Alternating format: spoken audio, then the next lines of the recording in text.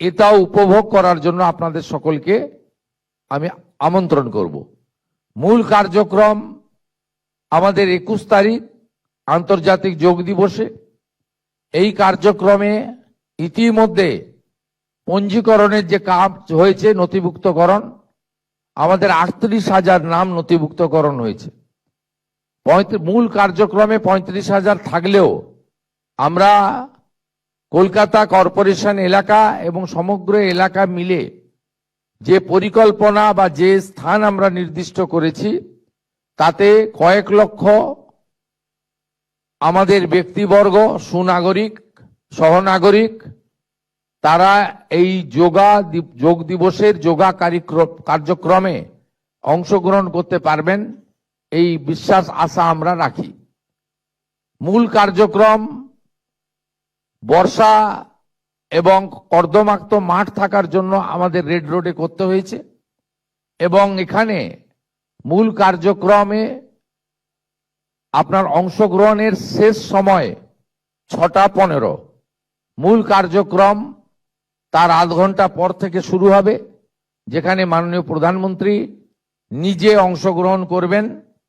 এটি আমাদের দেশের আয়ুষ দপ্তরের মূল কার্যক্রম হিসেবে পালিত হতে চলেছে, এবং সেখানে আয়ুষ দপ্তরের যে প্রোটোকল আছে, সেই প্রোটোকল মেনে যোগা অভ্যাসে আপনারা অংশগ্রহণ করবেন। এটাই আমাদের কর্মসূচির মধ্যে আছে। আমি সংশ্লিষ্ট সমস্ত দপ্তরকে, এবং যেভাবে মানুষের মধ্যে উৎসাহ তৈরি হয়েছে, যেভাবে এই প্রথমবার 12তম যোগ দিবসে প্রথমবার পশ্চিমবঙ্গ সরকার সরকারিভাবে অংশগ্রহণ করছে, এর যে একটা আলাদা উৎসাহ তৈরি হয়েছে, আমি আশা করব আগামী 3 দিনের কার্যক্রম, বিশেষ করে 21 তারিখের কার্যক্রম প্রধানমন্ত্রীজির নেতৃত্বে সফলতার মধ্য দিয়ে আমরা যোগ দিবসে আন্তর্জাতিক রেকর্ড পশ্চিমবঙ্গ করতে পারবে। বিভিন্ন ক্ষেত্রে সকলের সহযোগিতা, সকলের অংশগ্রহণ প্রার্থনা করি। আমরা মাননীয় প্রধানমন্ত্রীকে স্বাগত জানাতে চাই।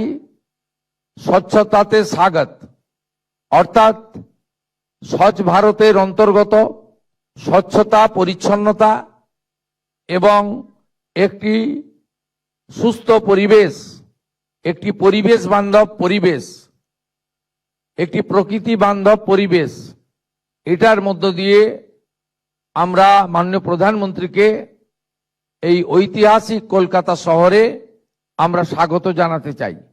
ইতিমধ্যে কলকাতা কর্পোরেশনের পক্ষ থেকে 15 থেকে 20 এই 5 দিন ব্যাপী স্বচ্ছতাতে সে স্বাগত এই কর্মসূচি প্রত্যেক দিন চলছে। গতকাল আমি নিজে জগৎজননী মা শারদামণির নামাঙ্কিত মায়ের ঘাটে স্বচ্ছ ভারতের বা স্বচ্ছতার কর্মসূচিতে নিজে অংশগ্রহণ করেছিলাম।